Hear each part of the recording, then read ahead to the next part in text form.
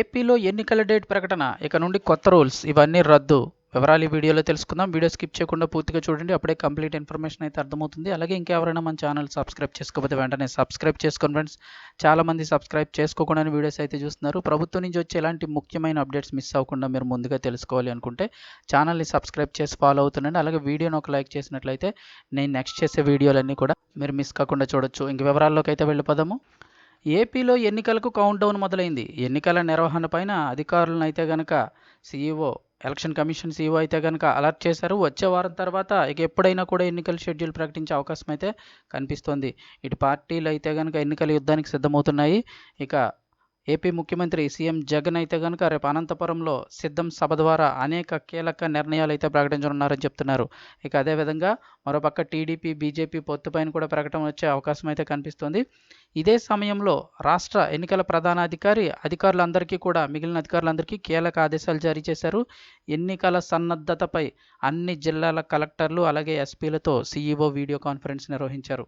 ఈ సందర్భంగా ఎన్నికల సిబ్బందికి సంబంధించి నిర్వహణ, అలాగే ఓటర్ లిస్టులు తయారు చేయడం, అలాగే ఓటర్ కార్డులు ఎవరెవరికి ఉందో వారందరికీ కూడా పంపిణీ చేయడం, అంతేకాకుండా పోలింగ్ స్టేషన్స్ ఎక్కడైతే ఉన్నాయో వాటన్నిటిలో కూడా కనీస వస్తువుల ఏర్పాట్లు చేయడం, అంతేకాకుండా లా అండ్ ఆర్డర్ నిర్వహణ అంశాలపై అన్నిటిపైన కూడా సమీక్ష నిర్వహించారు.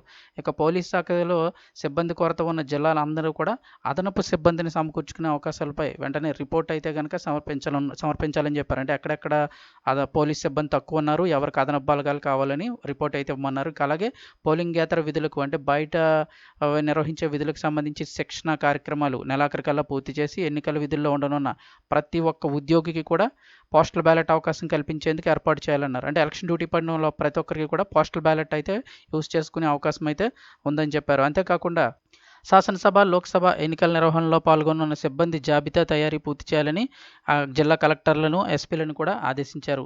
అంతేకాకుండా ముఖ్యంగా ఈ నెలాఖరులోగా ఎక్కడెక్కడ సమస్యాత్మక ప్రాంతాలు ఉన్నాయో అవన్నిటి నివేదిక కూడా అందించాలని ఎస్పీలను ఆదేశించారు.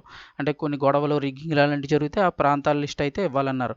ఇక అలాగే జిల్లాల సరిహద్దుల వద్ద చెక్ పోస్ట్ విషయంలో కూడా ఆయా జిల్లాల ఎస్పీలు సమన్వయం చేసుకుని సాధ్యమైనంత ఎక్కువ రూట్లలో చెక్ పోస్టులు ఏర్పాటు చేయాలని చెప్పారు.